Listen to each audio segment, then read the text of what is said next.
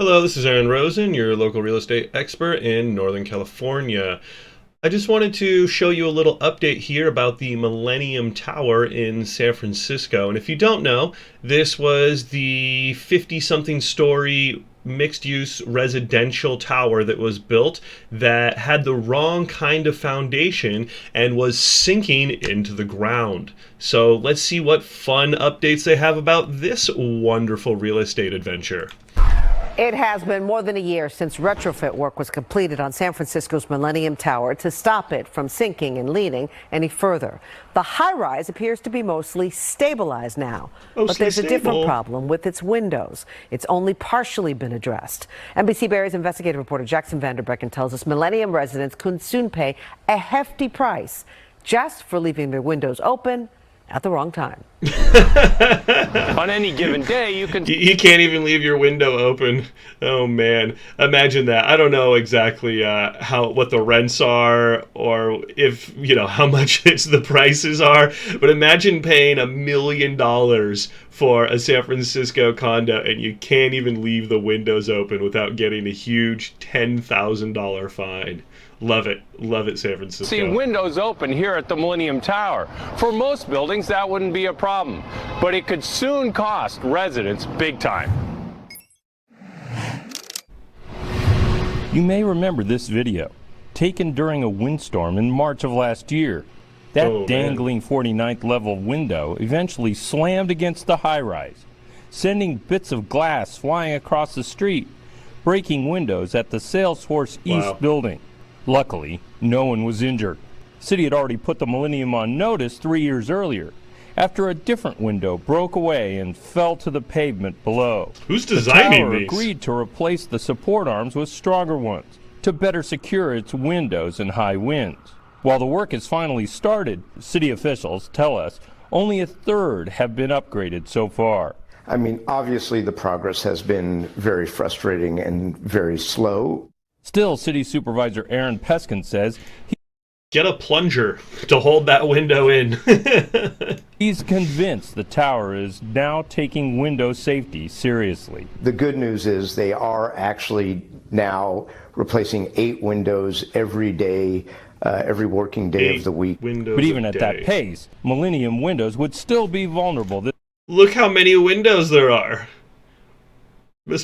They make it this far in a day. Oh my God, that must take years. This winter, when storms return. So the tower's governing board wants to fine owners up to $10,000 for leaving a window open while they're gone or during a windstorm, even if they're home. And they want to make owners solely responsible for any damage caused by the windows or to the windows. Frankly, why would the owners be responsible? It should be the builders. It's a little crazy to me. Attorney Sandra Gottlieb isn't a little crazy to me too. An expert on condo association laws. She says while it may sound extreme, the circumstances could justify the $10,000 fine under the law. It is incumbent upon the board to make sure that the residents and the structure itself is properly protected. The tower says the fine is designed to deter negligent behavior and preserve the safety and well-being of residents and neighbors. And the final penalty could end up being less than $10,000. But that won't be the end of the tower's headaches. It's still dealing with drain backups that its own engineer warned could be an unpleasant byproduct of continued tilting. The problem is so bad, residents are being urged to clean out lines as a preventative measure. Just leave the key in there, okay?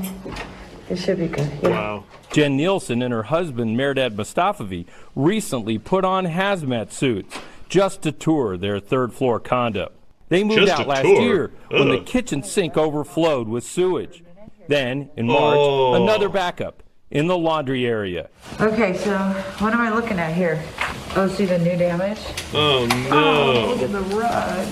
While it is now tilting 29 inches at the top, the association blames residents for the backups, either for flushing sanitary wipes or, in the most recent backup, using the wrong detergent. The wrong detergent? Yeah, we made this big $6 billion building, but if you use the wrong detergent, it's gonna mess up our whole sewer system. I love how they're blaming the residents on this. The condo association and the builders, they don't have any blame on this. I mean, come on. This is absolutely insane. This is, condos can be great, but this is one of the reasons I don't recommend condos to people. I have read HOA and condo papers that have been hundreds, literally hundreds of pages of stipulations of things you have to do and you can't do.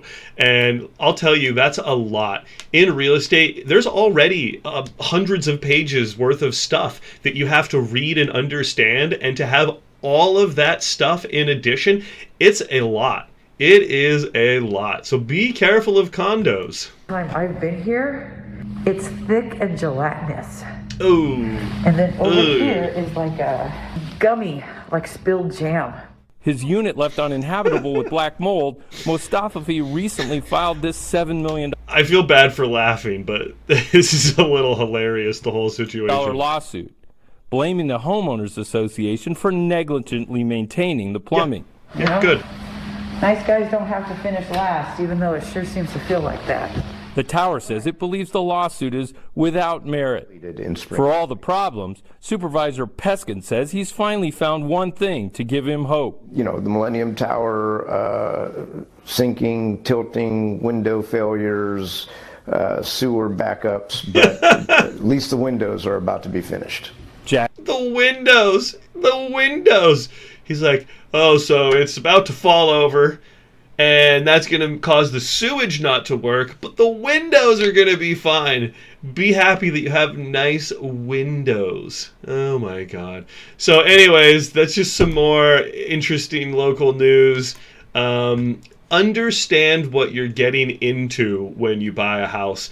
And, you know, sometimes people will say, why do you need a real estate agent? This is why you need a real estate agent, because there's a lot of weird stuff that happens in real estate. So, hey, if you want to know what condos to avoid, you want to know how to buy a house, and you want to know how to do it without having to wear a hazmat to get in there, go ahead and give me a call. All my information is below.